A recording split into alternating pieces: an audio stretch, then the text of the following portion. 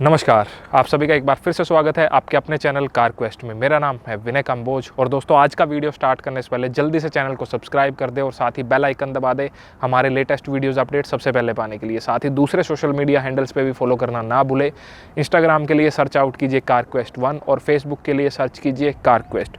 तो आज का जो वीडियो है हमारा ये है कार ऑफ द मंथ जनवरी 2022। हर बार की तरह इस बार भी हमने वोटिंग कराई और आप लोगों ने उसके अंदर सेलेक्ट किया है 9 to 10 लाख का बजट, 9 से 10 लाख का एक्स शोरूम प्राइस का बजट आपने सेलेक्ट किया है। इसके अंदर जब हम निकले कि कौन कौन सी गाड़ी आती हैं तो जो भाई लिस्ट है वो बहुत लंबी होगी। एक बार मैं लिस्ट निकाल भी लेता हूँ। तो जो लिस्ट मैंने निकाली तो वो इतनी लंबी होगी यार,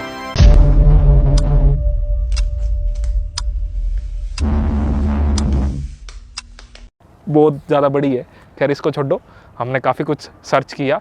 जब इस बजट के अंदर हमने देखा तो काफ़ी सारे सेगमेंट्स की कार हमें मिली थी और उसी के अकॉर्डिंग फिर हमने सेगमेंट वाइज बाइफिकेट किया है और उसी के हिसाब से आपके साथ हम डिस्कस करेंगे। तो सबसे पहले बात करते हैं एक हैचबैक सेगमेंट की। हैचबैक सेगमेंट के अंदर आपको यहाँ पे 3 कारें मिलती हैं। सबसे पहली जो कार है Hyundai i20 N line variant, और फिर एक आ जाती है VW पोलो हाई लाइन प्लस ऑटोमेटिक, और एक आ जाती है टाटा अल्ट्रोज। तो जो 2 गाड़ियाँ मैंने आपको बताई i20 और पोलो, ये आपको सिर्फ पेट्रोल में मिलती है इस प्राइस रेंज के अंदर, और जो अल्ट्रोज है वो पेट्रोल और डीजल दोनों का ऑप्शन आपको मिल जाएगा। तो i20 की जो ड्राइवेबिलिटी है वो नए वाली i20 की पर्सनली हमें इतनी ज़्यादा अच्छी नहीं लगी, तो उसको हमने अपनी लिस्ट से निकाल दिया।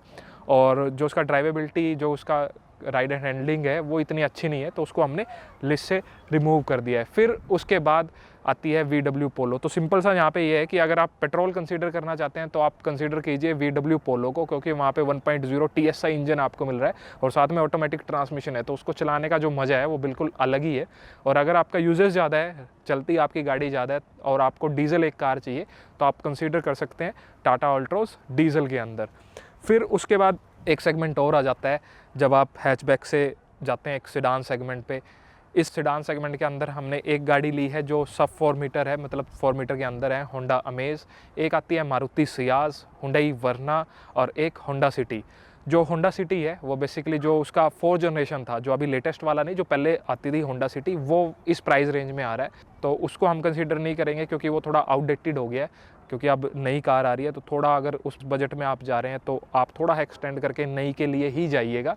और ये जो बेसिकली ये एक सेगमेंट है सेडान सेगमेंट, हमारे यहाँ इसकी जो सेल्स नंबर आप देख रहे हैं वो डे बाय डे डिक्रीज़ ही होते जा रहे हैं और ये बहुत ज़्यादा कम हो गया है। लेकिन अगर आप फिर भी लेना चाह रहे हैं ये कार, तो पेट्रोल के अंदर ही आपको यहाँ पे मिलेंगी। अगर एक ऑटोमेटिक आप कंसीडर करते हैं तो आपको होंडा अमेज मिल जाएगी CVT ट्रांसमिशन के साथ, तो उसकी ड्राइवेबिलिटी, वहाँ पे फीचर्स भी आपको सभी मिल जाएंगे। तो सब 4 मीटर के अंदर कंसीडर कर सकते हैं होंडा अमेज को। उसके बाद जब आप जाते हैं एक अबव 4 मीटर सेडान सेगमेंट पे, तो वहाँ पे आपके पास 3 बचती थी, जो मैंने आपको बताया होंडा सिटी को ऑलरेडी हमने रिमूव कर दिया है। उसके बाद सिर्फ 2 कारें बचती हैं, एक बचती है हमारी सियाज, मारुति सियाज, और एक हुंडई वर्ना। तो इन दोनों को जब आप देखते हैं तो यहाँ पे आपको जो सियाज है उसका एक ऐसा वेरिएंट मिल जाएगा जिसके अंदर आपको बेसिक जो फीचर्स हैं वो सारे मिल जाएंगे। सो आप सियाज कंसीडर कर सकते हैं। इसका मेन रीज़न ये है कि यहाँ पे आपको एक तो वेरिएंट आपका थोड़ा अपग्रेड हो जाएगा, जिसकी वजह से फीचर आपको अंदर ज़्यादा मिल जाएंगे, और एक आपको यहाँ पे माइक्रो हाइब्रिड टेक्नोलॉजी मिलती है जिसकी वजह से जो माइलेज है, फ्यूल एफिशिएंसी है, वो आपको ज़्यादा मिलेगी वरना के कंपैरिजन में। तो इस सेगमेंट में सियाज आप कंसीडर कर सकते हैं। फिर उसके बाद एक सेगमेंट आता है एक 7 सीटर या एक MPV आप बोल दीजिए, फैमिली कार बोल दीजिए। इस सेगमेंट के अंदर ज़्यादा कार्स नहीं है। इसके अंदर एक आर्टिगा आपको मिलेगी, एक महिंद्रा बोलेरो और एक बोलेरो नियो, जो अभी रिसेंटली चेंज किया था बोलेरो को। तो अगर आपका ज़्यादा यूजेस है कमर्शियल में आप ज़्यादा यूज़ करते हैं तो आप कंसीडर कर सकते हैं बोलेरो नियो को। लेकिन अगर आपका यूजेस ही फैमिली के लिए है तो आँख बंद करके आप जा सकते हैं मारुति सुजुकी आर्टिगा के लिए, क्योंकि बोलेरो की जो सिटिंग कंफर्ट है वो फैमिली के हिसाब से नहीं है। फैमिली के हिसाब से आपको ज़्यादा सूट जो करने वाली है वो है मारुति आर्टिगा, तो आप आर्टिगा कंसीडर कर सकते हैं। तो उसके बाद एक जो सेगमेंट आता है वो है अबव 4 मीटर का सेगमेंट, जहाँ पे अबव 4 मीटर की SUVs आती है। तो यहाँ पे 3 कार आपको मिलेंगी। एक आपको मिलती है मारुति की एस क्रॉस, जिसका डेल्टा या जीटा वेरिएंट आपको इस प्राइस रेंज के अंदर आ जाएगा, और एक आपको MG जो एस्टर आती है उसका बेस वेरिएंट, और सेल्टोस का बेस वेरिएंट। तो इस रेंज में जब आप जाते हैं तो एस क्रॉस को आप कंसीडर कीजिए, क्योंकि एस क्रॉस की जो ड्राइवेबिलिटी है वो काफ़ी अच्छी है इस सेगमेंट के अकॉर्डिंग, और आपको एक ऐसा वेरिएंट मिल जाएगा जिसके जिसके अंदर आपको जो फीचर्स जो चाहिए वो सारे फीचर्स वहाँ पे अवेलेबल हो जाएंगे। फिर उसके बाद आता है एक ऐसा सेगमेंट जो सबसे ज़्यादा पॉपुलर है इस टाइम हमारे इंडिया में, वो है सब 4 मीटर एक SUV सेगमेंट। और यहाँ पे जो रेंज है वो काफ़ी ज़्यादा कारें आपको मिलती है। तो इसके लिए मैं बैठ जाता हूँ भाई, क्योंकि काफ़ी लंबा ये बनने वाला है। बैठो बेटा, बहुत कुछ समझना है ज़िंदगी में। तो स्टार्ट करते हैं। सबसे पहले उस ब्रांड की जहाँ की सबसे ज़्यादा कारें बिकती हैं, तो वो है मारुति की एक ब्रीज़ा आती है, और सेम ब्रीज़ा के ही प्लेटफॉर्म पे बनी हुई है। सेम ब्रीज़ा ही टोयोटा के अंदर जो बिकती है, अर्बन क्रूज़र। तो 2 गाड़ियाँ ये होगी। उसके बाद टाटा की एक नेक्सॉन आ जाती है, उसके बाद हुंडई वेन्यू आ जाएगी, सेम उसी प्लेटफॉर्म पे बनी हुई। किया सोनेट आ जाएगी, होंडा WRV आ जाएगी, साथ ही निसान मैग्नाइट, काइगर, ये काफ़ी सारे ऑप्शन आपको इस प्राइस रेंज के अंदर मिल जाएंगे। तो जब आप इस बजट में चले जाते हैं 9 से 10 लाख की रेंज में, सो इस सेगमेंट के अंदर काफ़ी सारी कारें आपको मिल जाती हैं। महिंद्रा XUV भी एक आती है 300 इसके अंदर। तो जब इस रेंज के अंदर जाते हैं तो यहाँ पे एक और ज़्यादा डिमांड रहती है, क्योंकि अगर मैं खुद के लिए भी गाड़ी देख रहा हूँ तो मैं सबसे पहले सेफ्टी को भी कंसीडर करूँगा। और जब सेफ्टी को आप कंसीडर करते हैं तो टाटा नेक्सॉन एक ऐसी कार थी जो इस सेगमेंट में आई और 5 स्टार सेफ्टी रेटिंग के साथ आई। उसके बाद XUV 300 को भी 5 स्टार रेटिंग मिली हुई है। उसके बाद मारुति ब्रीज़ा को 4 स्टार रेटिंग मिली है, और मैग्नाइट आती है, वो भी सेम 4 स्टार रेटिंग के साथ आती है। तो जो स्टार्स हैं वो हर गाड़ी को यहाँ पे मिले हुए हैं। तो हम इन्हीं कार के अंदर से कंसीडर करेंगे। तो मतलब जिनकी जो रेटिंग है वो 4 से कम है, उनको हम ऑलरेडी यहाँ से लिस्ट से रिमूव कर देते हैं। तो यहाँ पे सिर्फ कार बचती है टाटा नेक्सॉन, मारुति सुजुकी ब्रीज़ा, और उसके बाद बचती है XUV 300, और साथ ही एक बचती है निसान मैग्नाइट। तो जब ये 10 लाख आप देखते हैं तो ऑलरेडी मैं आपको बता चुका हूँ कि आप गाड़ी परचेज़ कर रहे हैं तो सर्विस बहुत ज़्यादा मैटर करती है।